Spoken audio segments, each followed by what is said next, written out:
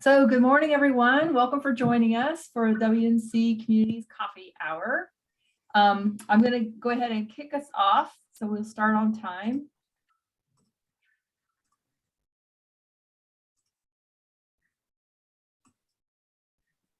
All right. So for those of you who haven't joined us before, let me go over the agenda quickly. So we'll do a short welcome. And then we'll do what's called Siphon Chat. And that's a chance for all of you to get to know each other. So I'll be putting you in pairs and breakout rooms. I'll give you a chance to just introduce yourselves and have a little conversation. And the hope is with these coffee hours, our aim is to get you guys to build connections with each other and just build trust within all of Western North Carolina's communities, so that you can begin to feel comfortable just picking up the phone and calling each other and asking about each other's best practices so that you can implement them in your own community. And of course, then we'll do the presentation. We'll have time for Q&A. We'll have a little bit of discussion at the end, and then we'll check out.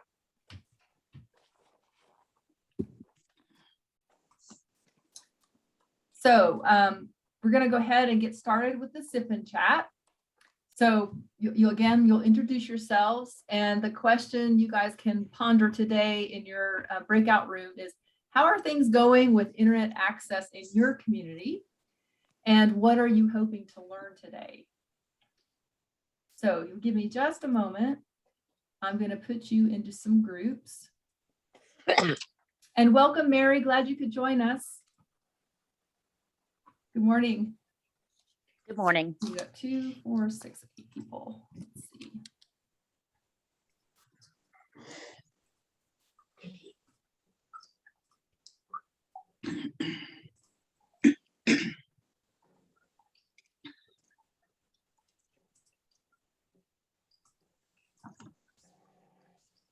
Okay, so you'll have 10 minutes in your rooms.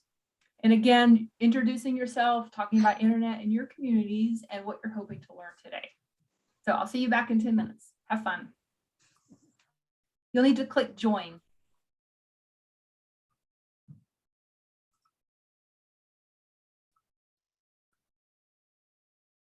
Good morning, Alice. Hello. Good morning. How are you doing? I'm okay. And since I'm on the phone, I don't know, I can't see who you are. Oh, I'm sorry. This is Susan Garrett with WNC Communities. Oh, hey, Sue. Hello, how are you? Doing really well, thanks. Good. Is it just you and me? It's just you and me. This is just a chance for individuals to pair up and get to know each other a little bit. Okay, good. Let's see. So we are supposed to talk about internet in our community, and I already explained that we have really bad internet. But I can kind of give you an update on where I think we're going with internet. Is French Broad, as of 2 months ago, if you are aware, they got a $4 million contract to grant from the USDA to bring fiber optic to Spring Creek. They've gotten previous grants for the Marshall, Mars Hill area, Sandy Marsh, and Spring Creek was supposed to have started a year or so ago, but there were some USDA holdups, and so we're being told that by the first half of next year, they will be finished with Sandy Mush. There we go. We'll run over top of Doggett, it's mountain, and will more or less come to the community center. And then they'll start shooting out after then to all of the residential parties in Spring Creek that want the internet. We currently have Frontier, and they are very poor providers, and I think they know that their time is done out here because of French Broad. So I spoke to one of their regional directors, and he said the return on investment for your area is not sufficient for us to invest in any improvements. And that was three or so years ago. So we're That was just kind of twiddling Frontier our that thumbs said and that waiting. the ROI wasn't big enough for them to invest. Yes, well, for them to see the substations that they have here in Spring Creek, one of them is particularly old, and it would, as of 5 years ago, it was going to be about $250,000 for them to upgrade. And so, now I'm sure it's much more than $250,000. And I actually spoke to the regional director, and first he wanted to know if I knew what ROI was. Oh, which goodness. really insulted me. Sure. And then we got into the discussion about it's financially, they just don't see that they'll get the return. I They're very, see. very rural. Well, it is all about the money after all, right? It Hey. is, and I, wasn't ugly with him or anything, because I got it. Yeah. But I kept saying to him, why aren't you applying for grants? Why aren't you doing something to offset all of your costs? And there was no interest. So Yeah. Well, the good news is you're on the list now. Hey, I want to welcome Mike McLean. I know you can't see him, but he's joined us from Bethel. Good morning, Mike. Good morning. How are you, Susan? Great. So we're in the Siphon Chat portion of our agenda, which is just a chance for us to do small either pairs or breakout groups to get to know each other so that we can all feel comfortable picking up the phone, calling each other, talking about best practices, and just generally helping each other out. And so we're on the phone with Alice McVeigh from Spring Creek. Okay. And she was the topic is we're just sharing what's currently going on in your communities with high-speed internet. Right. So would you like to share something about what's going on at Bethel? Sure. In our most recent board meeting this week, we brought this up as a funding effort for our budget for 2022. Obviously, everywhere you go, people are living on their internet to some degree, whether it's business or personal. And Bethel voted prior to my involvement. They voted it out, and I'm not sure of all the reasons, to support adding it to our facility in Bethel. Recent discussions has encouraged us to plan for it and to proceed.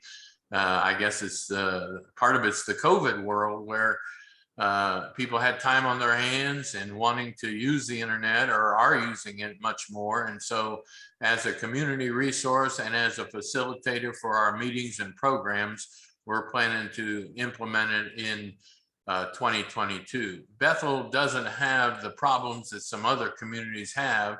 They do in parts of it, but it's certainly accessible where our facility is. And to provide that not only to people in our fellowship hall, but to have it available for those that want to come visit just to get internet service that may not have it at home. We're evaluating the degree of how we're going to offer it and all that kind of stuff right now. Gotcha. Yeah, a lot of the communities became a real buzz of activity in the height of COVID because it was the only place kids could come to do their schoolwork. Just, that was sort of the eye opener for me being new to WNCC communities, was like, wow, the kids have nowhere to go to school. Wow, that's a really, really big deal. Yeah, yeah, it is. Is that the situation in Bethel to some extent as well, or no? Yeah, I mean, I think there's different degrees of that, but I don't have all the details as to how that affected our school system in terms of providing the education. So I'd have to really get substance on that question. I'd have to get one of our other people. As I mentioned the other day when you visited us, I don't live in Bethel. I'm in Waynesville. Right. Bethel has a community policy that if you come to 2 meetings, you're eligible to be a member.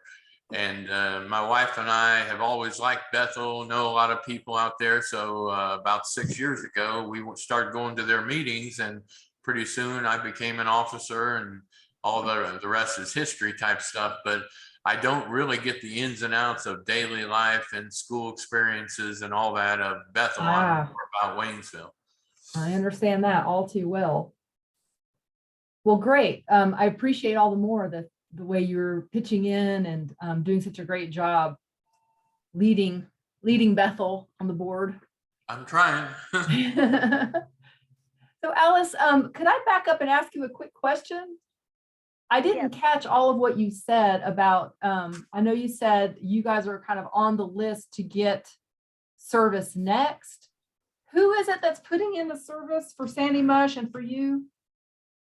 So French Broad Electrical is a co-op electrical group that's out of Marshall, North Carolina, and it pretty much provides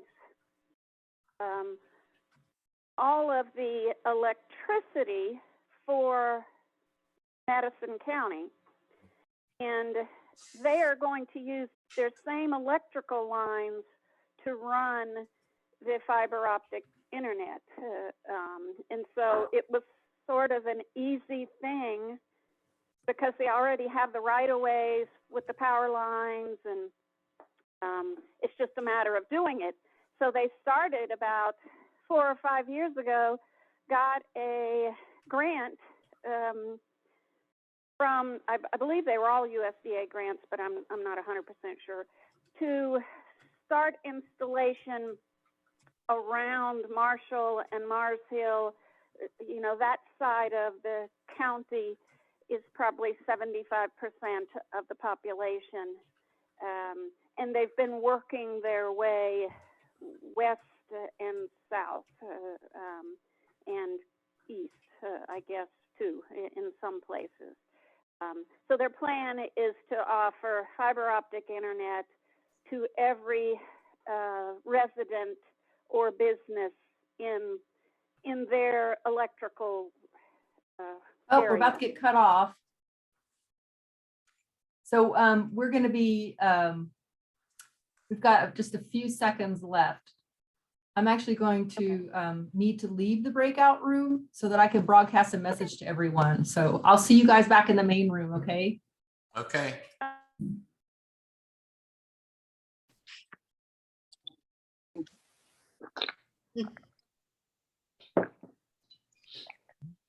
All right, I think we have everybody back. Oh, a couple more people still arriving. So hopefully you got a chance to connect and get to know someone new. And let me go ahead and pull our next steps back up.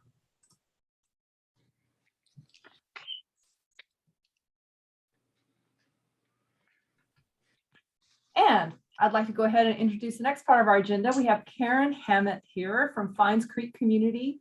And as you all know, the topic is the quest for high-speed internet. And I'll give you a little bit of background on Karen. Karen's a retired educator who's become a beef farmer in order to revive some productivity to the acreage she owns. She was born in Haywood County and came back upon retirement in 2006. In 2007, she became active in the Fines Creek Community Center, and her first volunteer job there was mowing the grass. I love that. Since then, she has served in all officers' positions, and she's currently the treasurer. She's also a member of WNCC Communities Board. And just a personal note that I thought was interesting here. My previous school system was located in the same county as CommScope, a major fiber optic company. CommScope donated fiber cable to the local school system, and I was using a computer in the classroom long before Haywood County schools began wiring their classrooms. Upon retiring to the farm, I was going outside to use my cell phone. Internet access was at a similar quality level. Cell phone access has improved, but the gains in internet service have not kept pace. The COVID pandemic revealed the importance of high-speed internet. Better internet for rural areas has become a passion for me. So I keep asking questions as to when rural areas become part of the connected world. Okay, and with that, I'm going to let Karen take it away. Well, good morning to all of you. Thank you for Morning. dropping in on my opportunity to Zoom and tell you about my journey that is still continuing on trying to get high speed to the northern end of Haywood County, which is where the Fines Creek community is located. We started this progress in earnest about 2 years ago. And my first connection was with Russ Harris of the Southwestern Regional Development Commission. And he was, I don't know his exact title, but he was the community development person. And he connected me with Deborah Porto, who is the chairperson of Haywood County's Broadband Committee. So unlike what Janie has told me, Haywood County does have a broadband committee that reports directly to the county commissioners here. And that helps because that allows us to touch base and kind of look at this connectivity from a county viewpoint instead of just a little local area of Fines Creek. And one of the things that we have noticed, particularly with COVID, of how inconvenient and how behind rural areas are when the schools were closed and students had to use internet connections. We didn't have them, or they were so expensive for our population here that they couldn't afford it. One of the things that the county did do through some of their grant money was that in our community center, we have a small public library, a branch, and they put a booster on the library's high-speed internet, and they have high speed through a cable, a fiber cable, and they boosted it out all over the parking lot so that parents and their children and people in college could come. If the library was open, which it wasn't for most of COVID, you could go in the library and use it, or you were out in your car, out on the picnic table, out on the steps, using the high-speed internet to get your schoolwork done or send in your reports, whatever you needed to do. And we really did appreciate the county commissioners doing that. But that doesn't help us at home. So one of our things that we did is we needed to know to a street level the quality and availability of internet service. And I started trying to find that out. And the other thing is, because of the structure in the state of North Carolina, private companies are responsible for extending internet service, not municipalities, not towns. They can't do that because right now they don't have the legal access to be able to do that. So that makes things a little more creative. Working with the Haywood County Broadband and Deborah Porto, we found out about a grant from ERC, and I'm going to be using some acronyms and initials, but I'll try to give those to you so you'll know what I'm talking about. ERC was the Educational and Resource Consortium of Western North Carolina. They had a grant available. Technically, the grant was going to be funded by ARC, the Appalachian Regional Commission, but the ERC was the entity through which those funds would be transferred into Western North Carolina. And what they wanted to know was what businesses were affected by the lack of high-speed internet, not families, but businesses. But if businesses can get it out here, then maybe we can build out from there. So we started a organizing through the Fines Creek Community Association, a group that would go out and solicit letters from businesses that were affected by lack of high-speed internet. We did that looking for local businesses because there are a few local businesses here that have difficulty with high-speed internet, but we also had businesses in town that can't connect to their customers in the rural areas because of lack of high-speed internet, which means you can't do some telemedicine.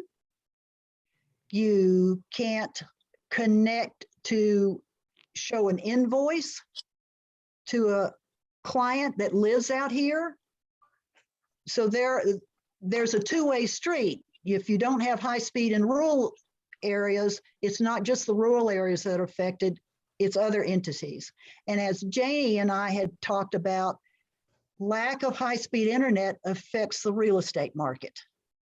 So your ability to sell your property or the ability to convince someone to move into your area is affected by high-speed internet and its availability. So Hey, Karen, let me pause you for one quick second. I just noticed that Mary had her hand up. And Mary, what we typically do is have a Q&A session. So if you want to jot down your question, we'll definitely get I to did, it. thank Is that you. Okay. Okay. Yes, thank you. Yeah, you bet. Okay. So we spent the summer of 2020 collecting letters from these businesses that would go in to the submission of the ERC grant. And at the end of July 31st, 2020, that grant was submitted, and we sat on pins and needles waiting to see if it was going to be funded. At the same time, basically 2 months later, the Haywood County Broadband Committee got news of a great grant from the North Carolina Broadband Infrastructure Offer was coming this way as well. And that great grant is an acronym for Growing Rural Economics with Access to Technology. It's a lot easier to say great. So we were asked, since the Fines Creek area had submitted these letters, could they use our letters to access an application for the great grant? And we said, absolutely, because the more folks that can get internet, the better off we all are. They had a little bit of conflict with the great grant and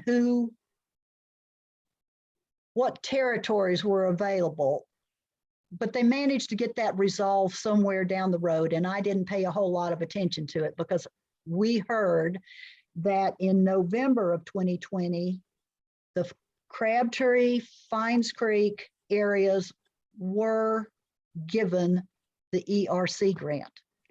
So this was about $200,000 to begin a request for proposals. And whoever accepted the proposal committed to matching the funds of the ERC grant in their efforts to expand broadband in the northern end of Haywood County. So that was put out there.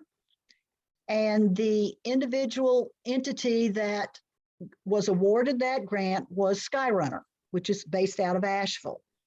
So Skyrunner was awarded that grant in, let's see if I've got that, in April of 2021. So that was this year. And their proposal was to put 4 towers out there on Hemphill Bald, Crabtree Bald,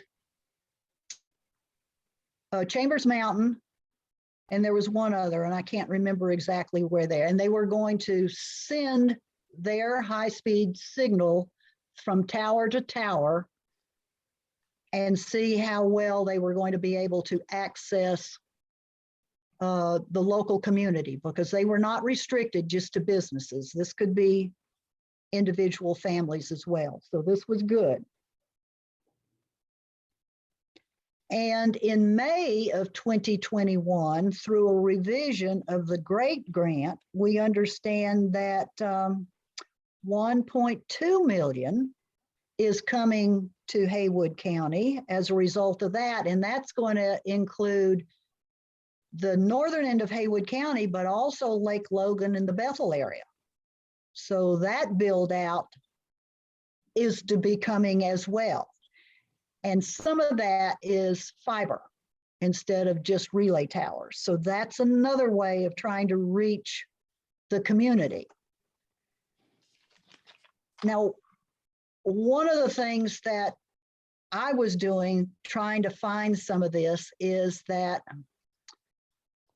I want to show you where I have gone. And so let me see if I can share screen. And I tried this yesterday, and sometimes there is a delay in my screen sharing because my internet speed's a little slow out here. So give me a little bit of time. And this is what we were able to do with the grant awarded. So that's where we are as of right now. And you can see the timeline for broadband service to begin is the end of 2021, and that was for the Skyrunner business. So we'll see if that actually happens. And I don't know where it is. I haven't been able to get anybody from Skyrunner to call me back to tell me where it is. So that is a tale to be continued. And then let's see if I can get this one up.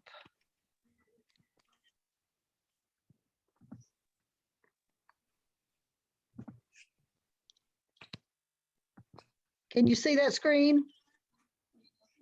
It's coming. The North Carolina Division of Broadband and Digital Equity. Okay.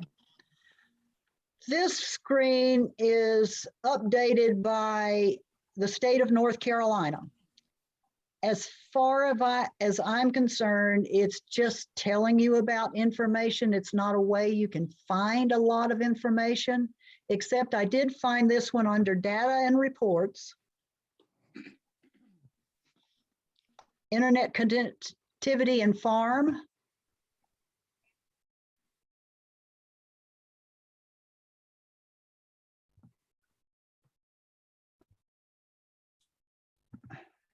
This just gives you a visual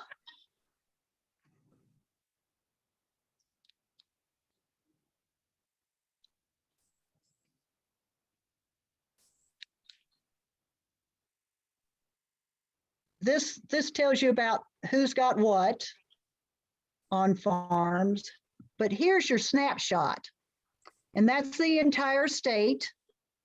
You can see who has better internet service across the state of North Carolina, and the tier ranking, which means if your tier ranking tells you how well you're going to be able to apply for grants.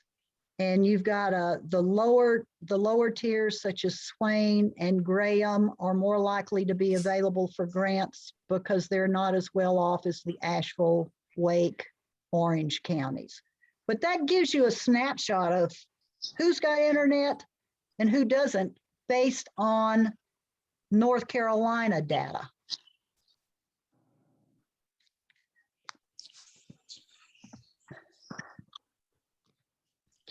And here's, if I can do this one again.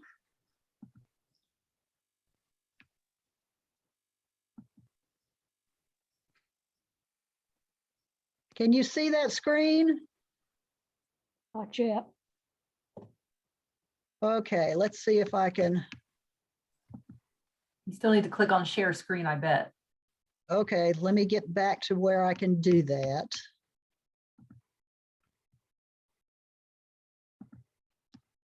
All right. There we go. This is the one I want. And now, can you see that one? Coming. There it is. Okay. This one. If I put in at the top,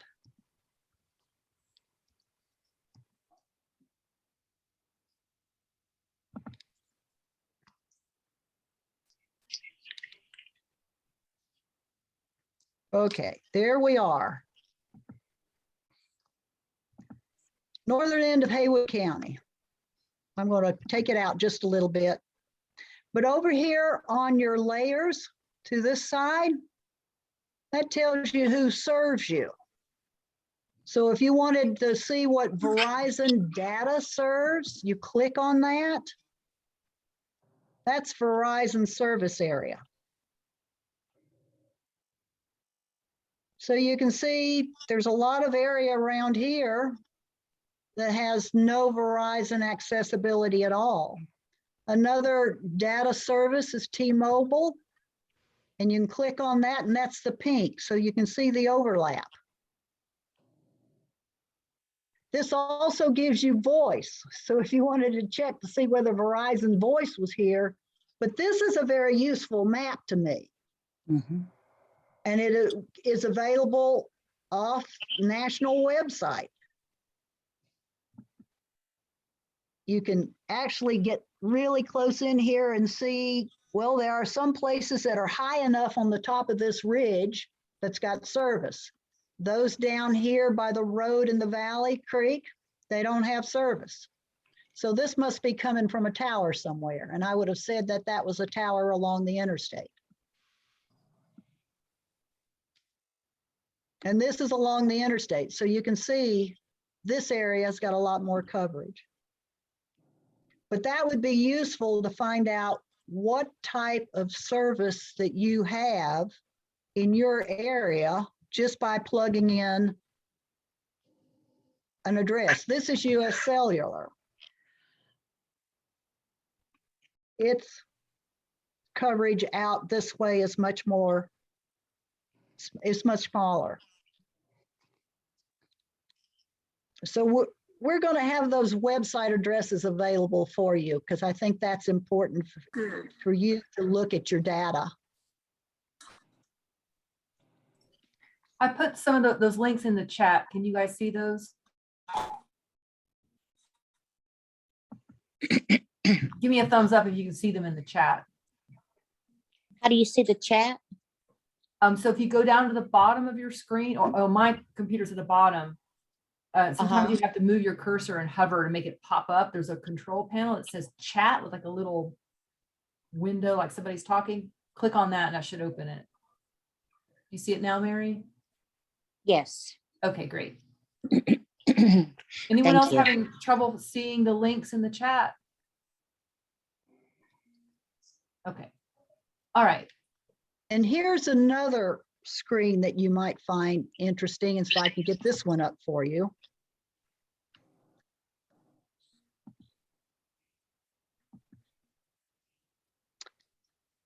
All right, this one, I'm going to pull us in a little bit so we can get into our area.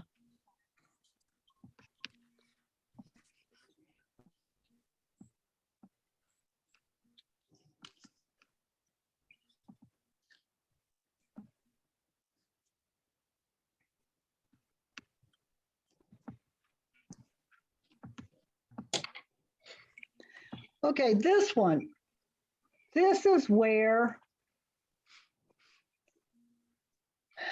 this is one of those acronyms again, RDOF. That's Rural Digital Opportunity Funds. Those are funds from the federal government that private enterprise bids to get them in order to service various areas across the United States. And if you want to look at our area, the auction winners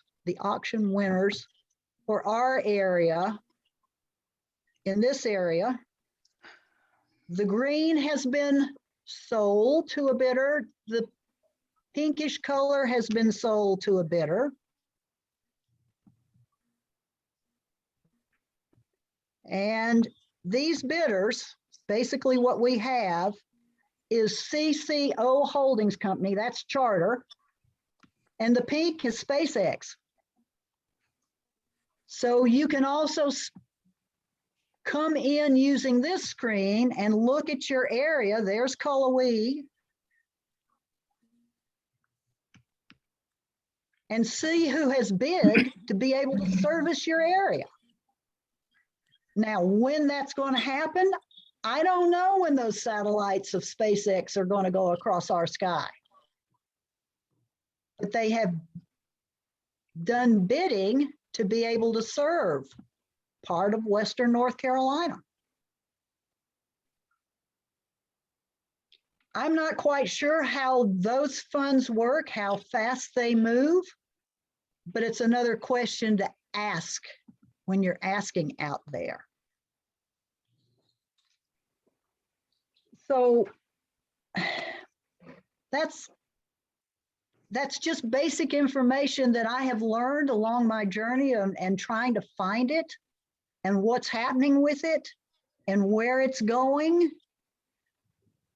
And one of the things that I have learned that bothers me in the sense that what's happening is that, let's see if I can share this screen too. And this is where community centers can really become important.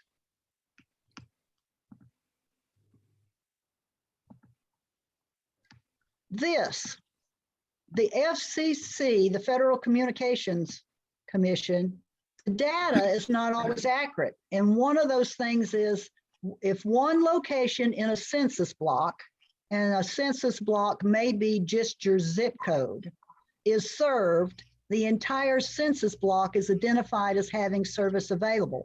And we know that that is not true. Because in my census block of Pines Creek, that's all of northern Haywood County. And if one entity, one house, or the library is designated as being served, then the whole northern end of Haywood County is considered served. And this is one of the things they're trying to change at the state level. If they can change this regulation or this accounting method, then if we can get it to accounting method of by street level, then we can go out and find out who on what streets has what kind of internet and put that out into a mapping setup. And you can find out who has service and who doesn't have service. And that will help the businesses that want to provide us with high-speed internet to know where to bring their service. So that's something that can be done by community centers if we can get that changed at the street level. So I've been on here for a while, so I'm going to stop. Yeah, I think that was amazing information. That blew my mind. That was awesome, Karen. I think I see everybody shaking their heads. Yes. Thank you so much. And so we're going to move into the Q&A section now. And I'm going to take host prerogative and ask you the first question, which is based on what you just said, that they're trying to fix that accounting of what has coverage at the state level.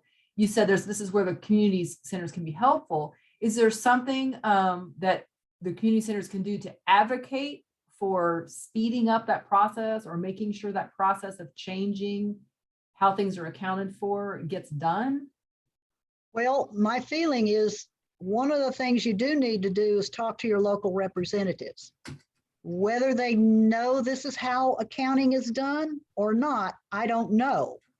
But certainly sharing that information with them and saying that we need a different way of finding out who has high speed and doesn't have high speed, other than doing it with the census block, would be better for all of the individual's constituents.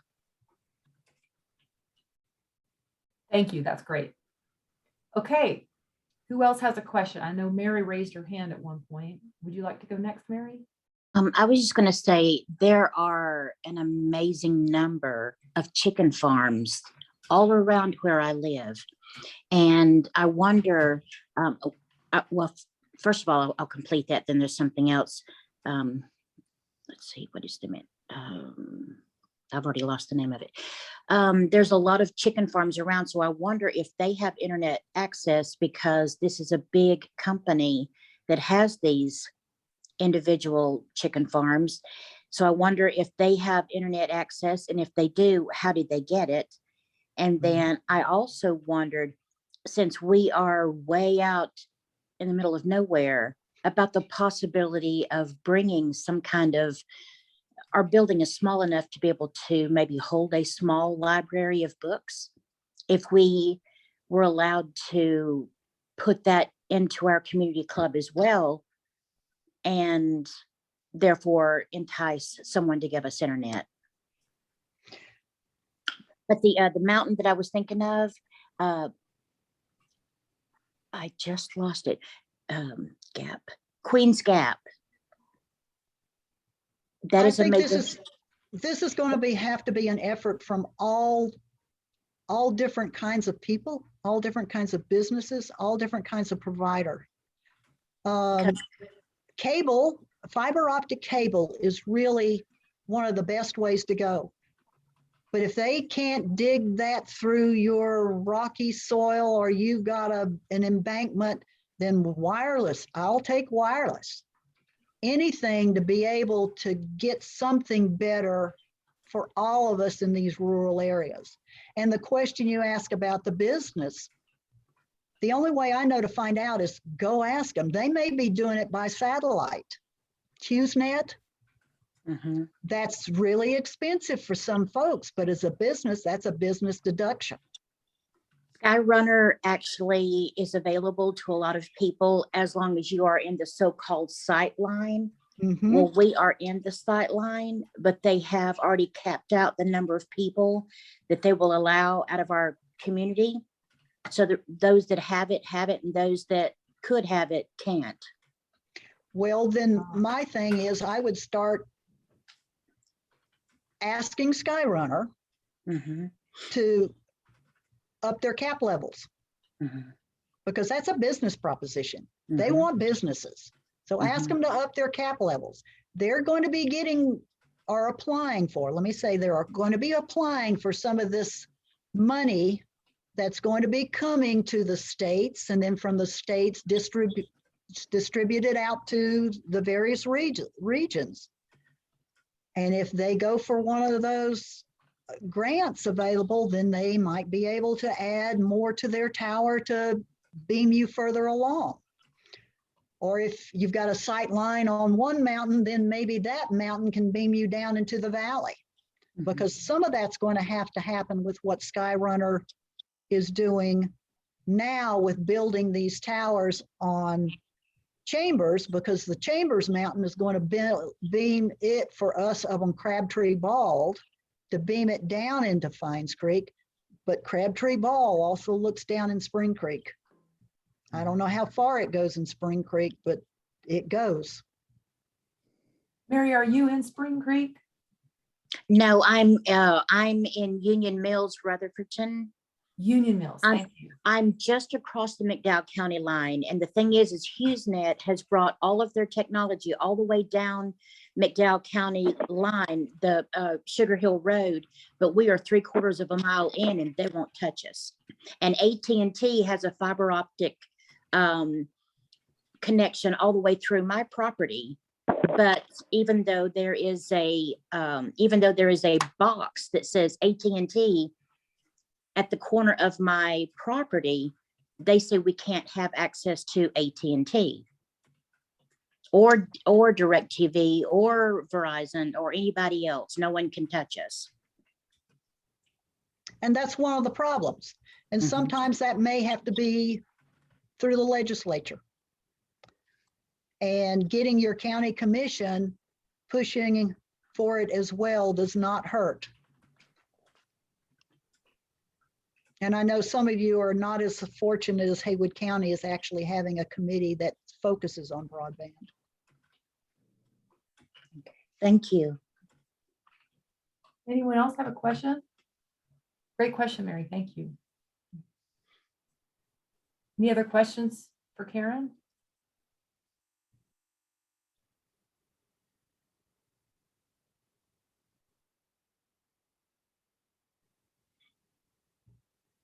Wow, that's amazing, Karen. You must have been super thorough. She Well, was. it's also a lot of information, and you've got to explore the maps to see what's happening. And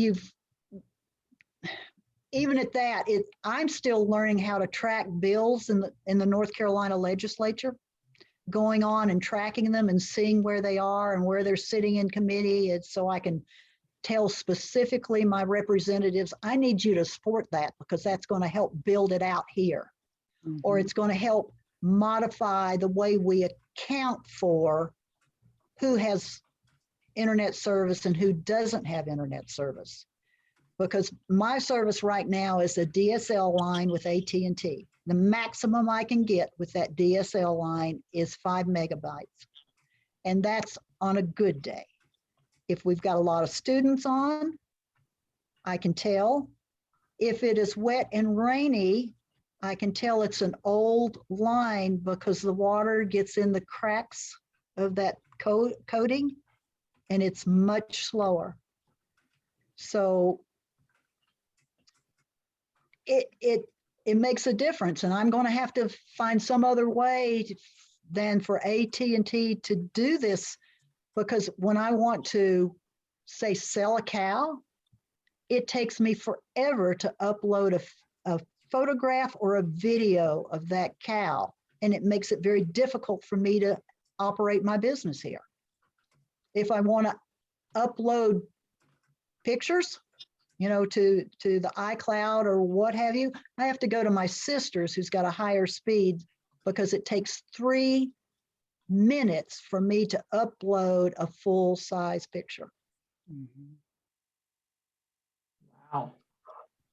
So we need it. We need it desperately. And I keep thinking of all those students out there, whether they're in high school or elementary school, or they're returning to the community college to get education, and how this all impacts jobs in the rural area. If we want to keep people on the farm, you've got to be able to have the access to that very vital infrastructure. Mhm. That is humongous, you know, and with all of the communities struggling too to get youth involvement anymore, if you don't have Wi-Fi right there at your community center and they can't be on their phone looking at things, it's going to be really tough to get them engaged with whatever you're doing. They like being connected constantly, and anymore, that's just the way the world is. So the quicker we can all get access to high-speed internet, the better. I'm so grateful that you could come and share all this with us, Karen. And I'm guessing there are others within our communities who have stories that they could share that would have a whole different scenario that went down. So we'll keep, you know, pulling in these stories and sharing them with you so that we can all accelerate our learning curve and get high-speed internet as soon as possible. And with that in mind, we've just got a few minutes left. I thought maybe it could be helpful if each of us shares, what do you feel like your next step is in your community? And if you don't know, you know, maybe that could be something we could all kind of brainstorm together on. Does that sound helpful to you guys? Okay, so any volunteers to go first? I will. Okay, This is Janie in Holly Springs community, and I think the next step for us would be we supposedly had a broadband committee formed in our commission. Well, our commissioners had one formed, but I don't think it's active. So I think the next thing we need to do is to find out the status of that committee, and if they are working on something, and what, if they are, what that is. great. Thank you for sharing that. Who would like to go next? I This can is go. Alice. Oh, go ahead, Alice. Okay, I had one comment that I know that we've not talked about Land of Sky, but they actually, Sarah Nichols, who works for Land of Sky, is their broadband support person. So if you're in a county that has that's looking for internet and is part of the Land of Sky County group, and she might be very beneficial to help keep you up on what's going on as well, because there are all sorts of councils out there looking at how we can improve our situation in our remote areas. And Alice, for people who may be watching this video later, would you mind just listing the counties that are part of Land of Sky?